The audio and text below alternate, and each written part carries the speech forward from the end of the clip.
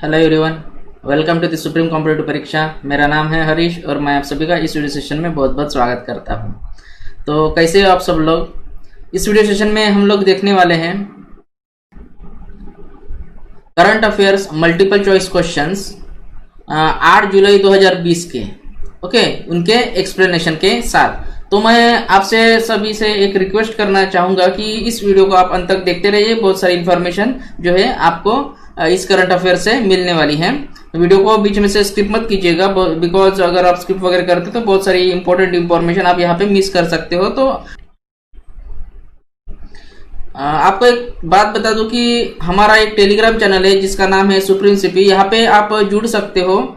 जो कुछ भी इंपॉर्टेंट पीडीएफ्स वगैरह रहती है वीडियो के रिलेटेड मैं यहाँ पे शेयर करता रहता हूँ, और जो कुछ भी नई इन्फॉर्मेशन रहती है, कोई वैकेंसीज वगैरह आए तो ये सब इन्फॉर्मेशन आपको इस टेलीग्राम चैनल पे मिल जाएंगे। आपको प्ले स्टोर से टेलीग्राम का ऐप डाउनलोड करना है और वहां पे सुप्रीम सीपी करके लिख देना है। ये एक पब्लिक चैनल मैंने बनाया हुआ है, यहाँ पे डायरेक्टली वो आपको फॉरवर्ड कर देगा। चलिए बढ़ते हम लोग हमारे फर्स्ट क्वेश्चन की ओर। कौन सा भारतीय राज्य पहला राज्य बन गया है जहां सभी घरों में एलपीजी गैस कनेक्शन है? Which Indian state has become the first state where all the households have LPG gas connections? तो वो स्टेट है हिमाचल प्रदेश। जी हाँ, हिमाचल प्रदेश में सभी घरों में अभी एलपीजी कनेक्शंस दिया गया है। यहाँ पे आप उनका लोगो देख पा रहे हो, हिमाचल गृहिणी सुविधा योजना। यहाँ पे आप एक बात याद रखिए, हिमाचल प्रदेश सबसे पहला राज्य है जहां पर सभी घरों में जो है एलपीजी कनेक्शन है। हिमाचल प्रदेश के जो चीफ मिनिस्टर हैं जयराम ठाकुर, हिमाचल प्रदेश के सीएम ने जो है इस बारे में अनाउंसमेंट कर दी है। इस राज्य में हर घर के महिलाओं को फ्री में गैस कनेक्शन दिया जाएगा। जो कुछ भी महिला होगी, हर घर में एक महिला को जो है फ्री में गैस कनेक्शन दिए गए हैं। और मैंने जो रिसर्च किया है तो मुझे पता चला कि प्रधानमंत्री उज्ज्वला योजना के तहत जो 1.35 लाख से अधिक परिवार को यहाँ पे जो है फायदा हुआ है। तो यहाँ पे इस बात को आप ध्यान में रखिए। हिमाचल प्रदेश, इसके कैपिटल आपको पता है शिमला और गवर्नर है बंडारू दत्तात्रेय हिमाचल प्रदेश के। बाकी के ऑप्शन के बारे में थोड़ा सा जान लेते हैं। अरुणाचल प्रदेश, यहाँ के सीएम है प्रेमा खांडू, कैपिटल इसकी ईटानगर और गवर्नर है बीडी मिश्रा। मध्य प्रदेश, इनके सीएम है शिवराज सिंह चौहान, गवर्नर है लालाजी टंडन और कैपिटल यहाँ की भोपाल है। उत्तर प्रदेश, यहाँ के सीएम योगी आदित्यनाथ है, कैपिटल इनकी लखनऊ है और यहाँ के गवर्नर है आनंदीबेन पटेल। तो इन्फॉर्मेशन इस क्वेश्चन के बारे में आपको ध्यान में रखनी है, इसको भूलिएगा मत। एग्जामिनेशंस में आपके अक्सर पूछी जाती है, राइट। हम बढ़ते हमारे नेक्स्ट क्वेश्चन की ओर। किस राज्य मंत्रिमंडल ने राज्य के युवाओं के लिए निजी क्षेत्र में जो प्राइवेट सेक्टर है 75% नौकरियों के आरक्षण के लिए अध्यादेश के मसौदे को मंजूरी दी है? Which state cabinet has approved the draft ordinance for reservation of 75% jobs in private sector for youths of this state? तो ये स्टेट है हरियाणा। यहाँ पे आप देख सकते हो, मैंने ट्विटर से इसका स्क्रीनशॉट लेके यहाँ पे अटैच किया है। तो हरियाणा क्षेत्र में जो है अभी 75% युवाओं को जो है प्राइवेट सेक्टर में जॉब्स अवेलेबल कर लिए दिए जाएंगे। तो हरियाणा के जो लोकल कैंडिडेट्स है उनके लिए उनके जो चीफ मिनिस्टर है मनोहर लाल खट्टर की चेयरमैनशिप के अंडर में रोजगार को यहाँ पे मंजूरी दे दी गई है। अभी ये जो निर्णय है ये हरियाणा के मंत्रिपरिषद की मंजूरी के लिए जो है रखा जाएगा। हरियाणा की कैपिटल आपको पता है चंडीगढ़, यहाँ के गवर्नर है सत्यदेव नारायण आर्य। बिहार, बाकी ऑप्शन के बारे में थोड़ा सा जान लेते हैं।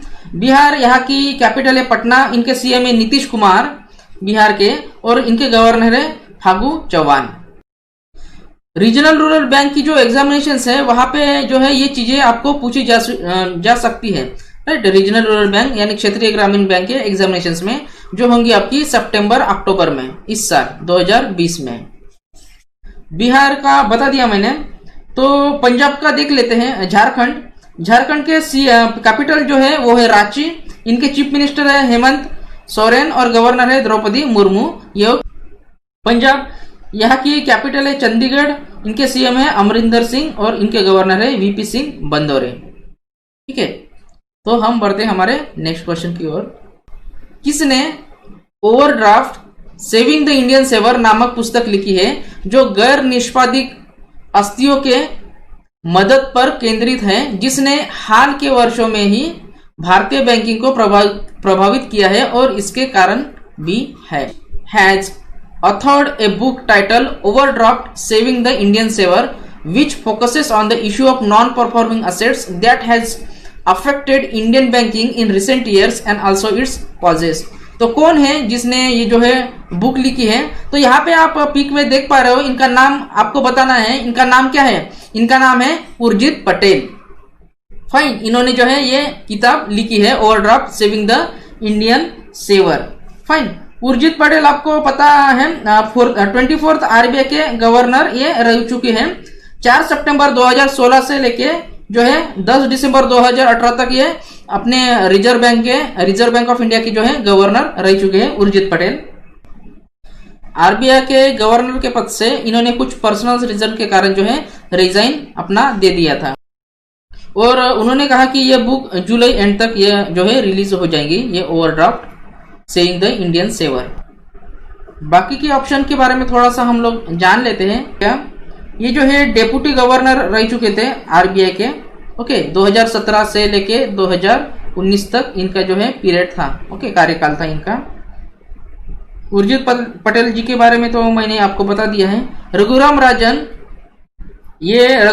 जो है ये 23rd आरबीआई के गवर्नर रह चुके हैं, 23rd। इनका कार्यकाल था सितंबर 2013 से सितंबर 2016 तक, ओके, 2013 सितंबर से 2016 तक जो है इनका कार्यकाल था। इन्होंने रिजाइन मतलब खुद ही जो है बोल दिया था कि इनको कुछ आगे की स्टडी और रिसर्च करने हैं, तभी उन्होंने उस टाइम पे 2016 में अपने पद से इस्तीफा दे दिया था, रघुराम राजन जी ने। निर्मला सीतारामन, ये आपको पता है current minister of finance and corporate affairs है। अच्छा, एक बात आपको ध्यान में रखनी है, डेप्यूटी गवर्नर कौन है आरबीआई के? डेप्यूटी गवर्नर ये पूछा जा सकता है आपको, ओके। आरबीआई के डेप्यूटी गवर्नर 3 गवर्नर है करंट में, उनका नाम आप ध्यान में रखिए। बीपी कानौगो, सेकंड महेश कुमार जैन,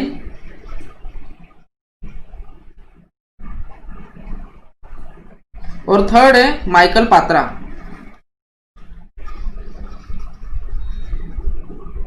ये 3 डेप्यूटी गवर्नर है आरबीआई के।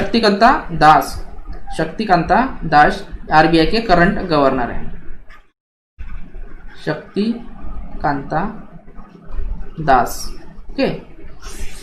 जो इस टाइप की बैंकिंग से रिलेटेड न्यूज होती है उस पर आपको स्पेशल अटेंशन देना है, बिकॉज ये इस टाइप की न्यूज आपके एग्जामिनेशंस में अक्सर पूछी जाती है। यहाँ पे एक वर्ड आया है, देखो, नॉन परफॉर्मिंग असेट्स।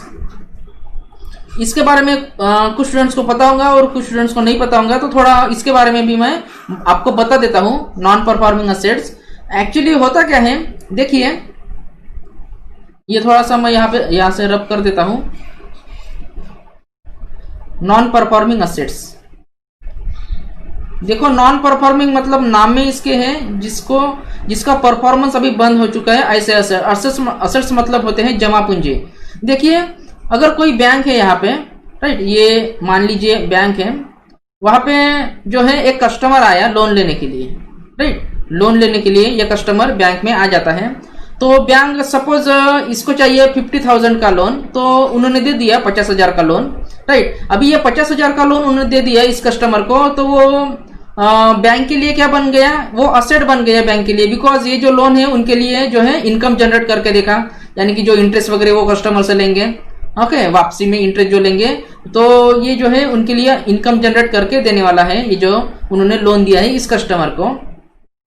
तो इसके इंस्टॉलमेंट्स इस कस्टमर्स को जो है टाइमली भरने पड़ते हैं। मान लो सपोज कि 15 तारीख को हर महीने के इसके जो इंस्टॉलमेंट्स है उसको भरना है। 50,000 के हम लोग इंस्टॉलमेंट्स अगर कर लेते हैं 5-5 हजार, ओके, तो ये 10 महीने तक उसको भरने पड़ेंगे, है ना, यानी कि 50,000 प्लस इसको इंटरेस्ट भी भरना पड़ेगा 10,000, मतलब टोटल 60,000 अगर इसको पे करने। तो मान लो अगर कोई कस्टमर टाइम पे जो है इसके इंस्टॉलमेंट्स नहीं भरता, 15 तारीख को इसको इंस्टॉलमेंट्स भरने हैं, तो 15 तारीख तो अभी आ गई, तो ये बैंक का जो यहाँ पे मैनेजर बैठे हुए रहे थे वो उनकी राह देख रहे हैं कि ये कस्टमर तो अभी इंस्टॉलमेंट भरने के लिए आए नहीं, 15 तारीख को आना था मगर ये आया नहीं, अभी वो वेट करेंगे 15-30 तारीख हो गई, राइट, अभी ये कस्टमर आया नहीं, ऐसे ही वो 90 डेज के जो है पीरियड के लिए वो उसकी राह देखते हैं, ओके, उसका वेट करते हैं। बट अगर 90 डेज के बाद में अगर ये नहीं आता तो वो जो लोन होता है उसको नॉन परफॉर्मिंग असेट्स के जो है अंदर डाल दिया जाता है। मतलब ये जो है लोन जो उन्होंने दिया हुआ है इस कस्टमर को, वो अभी इसको इन बैंक को जो है इनकम जनरेट करके नहीं देने वाला है, मतलब वो लॉस में चला गया है, राइट। तो इसको बोला जाता है नॉन परफॉर्मिंग असेट्स। आपको राज्य का नाम पूछ रहा है, किस राज्य और संघ शासित प्रदेशों ने एक आभासी रास्ते पर एक स्थायी पद पर नेतृत्व करने के लिए मिशन ऑर्गेनिक डेवलपमेंट इनिशिएटिव और ग्रीन हाउस प्रोजेक्ट लॉन्च किया है? मिशन ऑर्गेनिक डेवलपमेंट इनिशिएटिव और ग्रीन हाउस प्रोजेक्ट का जो है लॉन्च किया है। Which state or union territory launch mission organic development initiative and greenhouse project to lead on sustainable path over a virtual platform? तो ये स्टेट है Ladakh, D Ladakh, इसको आप याद रखिए।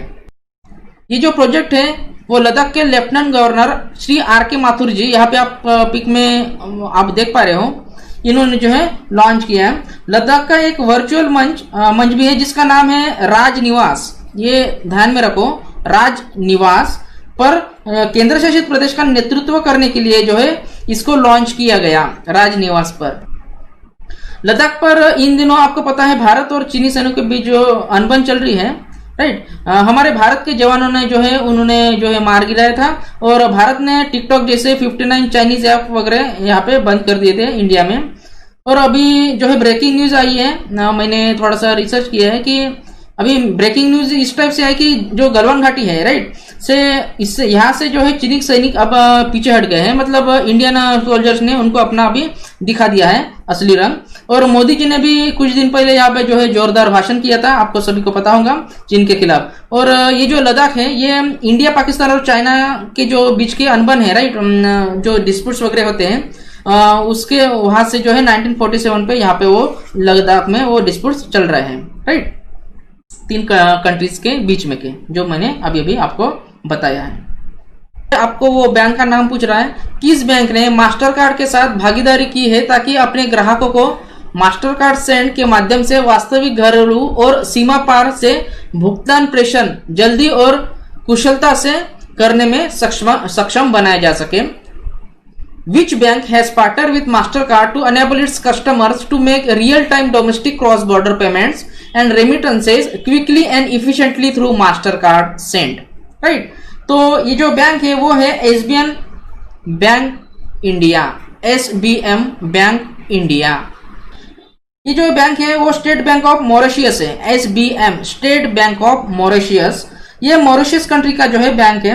टोटल 4 कंट्रीज के साथ ये बैंक जो है बिजनेस ऑपरेशन में है, SBM बैंक। वो कंट्रीज है केनिया, मॉरिशियस, ओके, ये जो खुद है केनिया, मॉरिशियस, मादागास्कर और इंडिया। मादागास्कर और इंडिया जो है ये 4 कंट्रीज के साथ इसकी जो है बिजनेस पार्टनरशिप है। SBM बैंक ऑफ इंडिया का जो हेडक्वार्टर है इंडिया में वो है मुंबई में। बैंक की जो CEO है, main CEO Andrew Ben bridge. SBM ने मास्टर कार्ड जो एक इलेक्ट्रॉनिक पेमेंट कार्ड जो है वो इनके साथ पार्टनरशिप की है ताकि वो जो है अपने ग्राहकों, मतलब जो कस्टमर्स हैं, उनको जल्दी पेमेंट भेज सके। ये पार्टनरशिप क्विक और सिक्योर पेमेंट ट्रांजैक्शन के लिए की गई है। बाकी ऑप्शन के बारे में हम लोग जान लेते हैं। RBL बैंक, इसका तो कोई फुल फॉर्म वगैरह नहीं है, बट इनको पहले जाना जाता था रत्नाकर बैंक लिमिटेड के नाम से। इनके CEO हैं विश्ववीर आहूजा और इसका हेडक्वार्टर है मुंबई में, RBL बैंक का। करूर वैश्य बैंक, करूर तमिलनाडु में। इनके CEO है PR शेषाद्री और 4 जनवरी को जो है PR शेषाद्री ने रिजाइन कर दिया था इनके CEO ने, करूर वैश्य बैंक के। IDBI bank, industrial development bank of India, इसका हेडक्वार्टर मुंबई में है और इनके MD और CEO है राकेश शर्मा। नेक्स्ट क्वेश्चन की ओर हम लोग बढ़ते हैं। केंद्रीय माध्यमिक शिक्षा बोर्ड यानी कि CBSE ने छात्रों और शिक्षकों के लिए डिजिटल सुरक्षा और ऑनलाइन कल्याण और संवर्धित वास्तविकता पर एक पाठ्यक्रम शुरू करने के लिए किस कंपनी के साथ भागीदारी की? कंपनी का नाम यहाँ पे पूछ रहा है। Central board of secondary education partner with which company to launch a curriculum on digital safety and online wellbeing and augmented reality for students and educators. तो ये किस कंपनी है, तो वो कौन सी कंपनी है, तो वो है फेसबुक। यहाँ पे आप देख पा रहे हो, उनका स्क्रीनशॉट मैंने लिया हुआ है। सीबीएसई ने फेसबुक के साथ पार्टनरशिप की हुई है। तो union minister for human resource development यानी कि केंद्रीय मानव संसाधन मंत्री मिस्टर राकेश पोखरियाल ने ये अनाउंसमेंट की है, जिसमें स्टूडेंट्स और टीचर्स के लिए डिजिटल सेफ्टी पर एक पाठ्यक्रम शुरू किया है यहाँ पे। तो ये जो है इनके सीईओ है केविन मैयर, इनका हेड ऑफिस है सिंगापुर और लंदन में, राइट। टिकटॉक को अभी जो इंडियन गवर्नमेंट ने बैन कर दिया है, इसके जैसे जो 59 ऐप्स को जो इंडियन गवर्नमेंट ने बैन कर दिया है सेक्सुअल एक्सप्लिसिट कंटेंट के लिए, राइट। व्हाट्सएप के ओनर भी जो है अभी फेसबुक ही है। जब भी आप व्हाट्सएप खोलते हो तो वहां पे आपको दिख रहा होगा बाय फेसबुक करके नीचे वहां पे लिखे आ जाता है जब भी आप व्हाट्सएप को अपने ओपन करते हो। इनके सीईओ है जॉन कोम, इनका हेडक्वार्टर भी जो है कैलिफोर्निया यूएस में। इंस्टाग्राम के सीईओ है केविन सिस्ट्रोम और इनका जो ऑफिस है वो है Menlo park, New York, San Francisco में। न्यूयॉर्क और सैन फ्रांसिस्को ये दोनों सिटी में ये इंस्टाग्राम का ऑफिस है। तो चलिए हम बढ़ते हैं हमारे नेक्स्ट क्वेश्चन की ओर। किस बैंक ने खुदरा ऋणों के त्वरित संवितरण के लिए एक डिजिटल समाधान लोन इन सेकंड्स लॉन्च किया? Which bank launch a digital solution loan in seconds for instant disbursement of retail loans?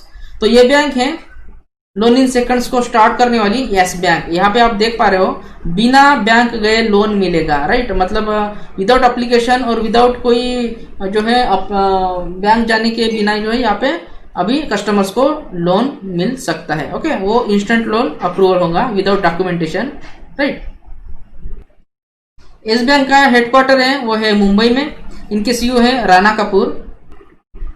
इस पर थोड़ा सा मैंने रिसर्च किया तो मुझे पता चला कि राणा कपूर की जो है अभी 1400 करोड़ की संपत्ति जब्त कर ली गई है।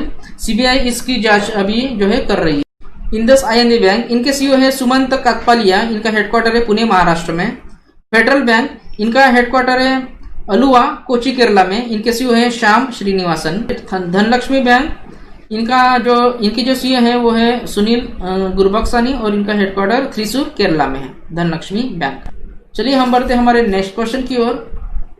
World zoonosis day is observe annually on which day? तो ये दिन जो है मनाया जाता है 6 जुलाई को, वर्ल्ड जूनोसिस डे। यहाँ पे आप देख पा रहे हो 6 जुलाई। जूनोसिस नाम का डिसीज है वो एनिमल टू ह्यूमन बीइंग जो है फैलता है। ओके, मतलब जानवरों से मानव के बीच में जो है ये फैलता है। लुई पाश्चर आपको पता होगा, लुई पाश्चर जिन्होंने 6 जुलाई 1885 में जो है रेबीज वायरस के खिलाफ पहला टीका लगाया था, उनकी याद में ये दिन मनाया जाता है जूनोसिस डे। जुलाई 4 जुलाई को अमेरिका का इंडिपेंडेंस डे जो है मनाया जाता है। तो इस वीडियो को आप लाइक कर दीजिए और चैनल को सब्सक्राइब कर दीजिए और जो आपके फ्रेंड्स वगैरह हैं उनको ये वीडियो शेयर कर दीजिए।